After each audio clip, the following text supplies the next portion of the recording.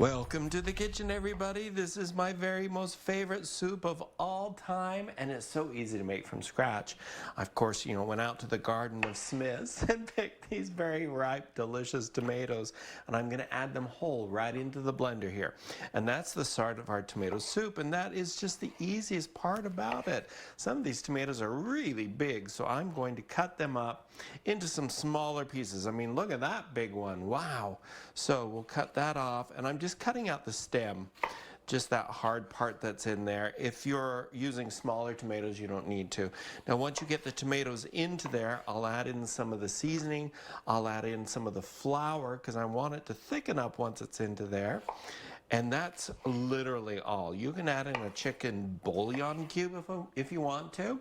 It's just really up to you. I just use my seasoned salt that I have, and it is perfect. Now to that carafe, we're also gonna add in some onion, some garlic. Oh, it's gonna be so good. And I'm gonna make some yummy Parmesan Crostinis to go with it. So here goes the garlic, some fresh garlic. We'll just peel that off, put that into there. This will all be blended up on the blender there. This is, a lot of you have asked, what is my blender I'm using? It's a Blendtec blender. You can find it on their website, Blendtec, and order them there if you want to do that. All right, so there's our garlic. Here goes some of our seasoning into there, as well as some of the flour. The flour is going to be used to help thicken it. And I use flour because I don't mind if it thickens it cloudy in here, because it'll be nice and creamy looking. I don't need to add any other liquid because those tomatoes are really juicy. When we come back, we'll finish it all up with the Parmesan Crostinis.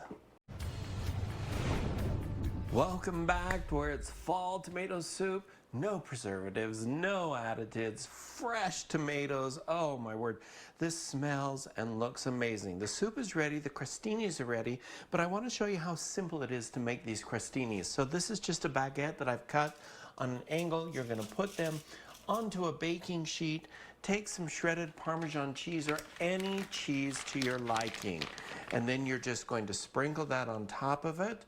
And it goes underneath the broiler for a couple of minutes till the cheese is melted. So it's a simple way to do it. I like the Parmesan on there because when it melts, it kind of melts firm and hard, and so it makes for a great dunking into the soup itself. So those then would go into the broiler, and they would just be under there for a couple of minutes until they actually set. Now the rule of thumb is never, ever, ever leave anything under the broiler until you are ready to stand in the kitchen and watch it, because under the broiler it moves so quickly it could burn so quick and fast, and you just don't want that. So there's our tomato soup. I'm going to take the butter, which is always the last step. You have to do that. I'm going to put it right there in the center of it. Grab me some freshly cracked pepper, put that over the top of it, and oh my goodness, this to me is the epitome of deliciousness. Ah, I love it. Grilled cheese sandwiches with it, whatever you want. You can even take one of those crostinis and just dunk it in there like that. Why don't we just take two and dunk them in there so that they really have company and just delicious. Once they come out of the oven, here's the trick that I like to do.